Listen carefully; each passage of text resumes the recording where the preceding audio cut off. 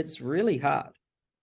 And so by just getting people in a community, and that community could just be free, right? If someone's a total beginner, step one is to figure out, like, what is your niche? And then step two is like, how can you talk to people in that niche and see what they need?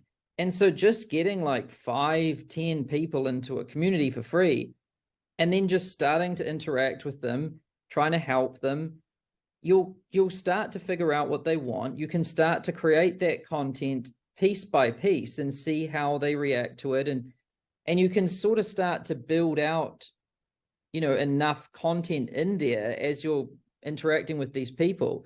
And if they start to have some kind of success, then you've got like the concept, the proof of concept for something that you could charge money for.